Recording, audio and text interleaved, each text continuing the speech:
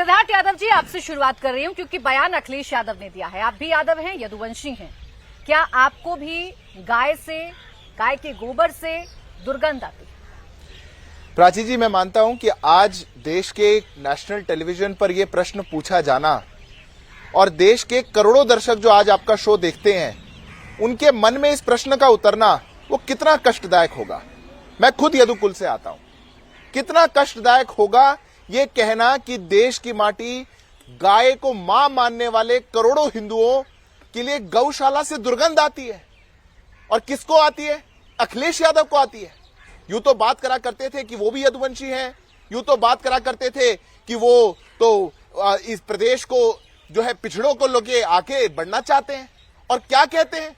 मैं मानता हूं इससे दुर्भाग्यपूर्ण कुछ नहीं हो सकता। ये जो पॉलिटिकल फ्रस्ट्रेशन हो चुकी है प्राची जी, भारतीय जनता पार्टी के खिलाफ, जब देश की जनता बार बार इनको आईना दिखाने का काम करती है, इनको सत्ता से बाहर रखती है, इनकी पॉलिटिकल फ्रस्ट्रेशन आज देश के बहुसंख्यक समाज पे उतर रही है। और मैं एक बात और कहता हूं, इनने केवल ये नहीं कहा कि ये दुर्गंध पसंद है इनको इसलिए गौशाला बनवाते हैं, वो कह रहे हैं हमको सुगंध पसंद है इसलिए हम इत्र को बनाते हैं।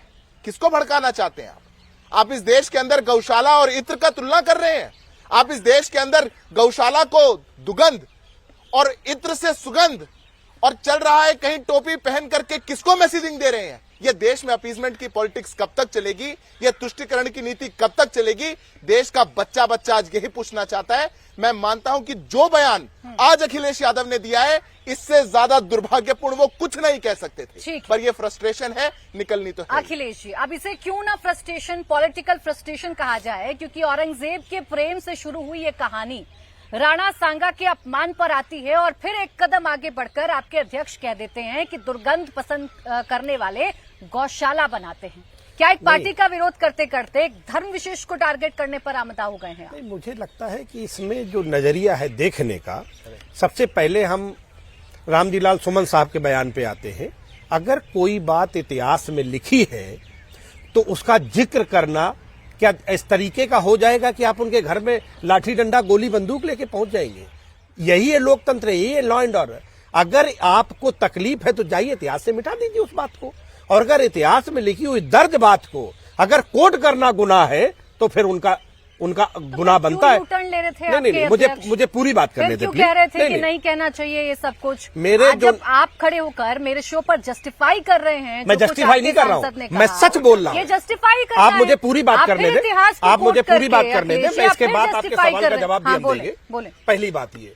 दूसरी बात, मेरे नेता माननीय अखिलेश यादव जी ने जो कहा कि आपके दिमाग में नफरत बढ़ी है, नफरत से गंध आती है, उन्होंने कहीं कोट नहीं किया कि गौशाला से गंध आती है। और दूसरी बात, हमने इत्र पार्क बनाए, हमने विकास की राजनीति की, मैंने रोजगार देने की राजनीति कोट कर देती हूँ। और दूसरी बात, वर्बैटम कोट कर देती हूँ, आपके नेता ने कहीं नहीं कहा कि गौशाला से दुर्गंध आती है। उन्होंने कहा कि दुर्गंध पसंद करते हैं इसीलिए गौशाला बनाते हैं। ये कहा है उन्होंने। मेरे नेता ने कहा कि इनके दिमाग में नफरत भरी है इसलिए इन्हें गंध आती है। लाइन आप पढ़िएगा। दूसरी बात, आप ठीक है ना, मैं तो वो पढ़ रही हूँ जो अखिलेश यादव जी ने कहा। आप उसे जस्टिफाई करें, मुझे जवाब देने दे पूरा। करिएगा ना, लेकिन आप गलत नहीं बताइए ना दर्शकों को। उन्होंने कहा आप बताइए दुर्गंध पसंद करते हैं इसीलिए गौशाला बना रहे हैं। ये एग्जैक्ट लाइन है आपके अध्यक्ष की, अखिलेश यादव जी की। अखिलेश जी सनातन विरोधी हैं, अखिलेश जी हिंदू विरोधी हैं,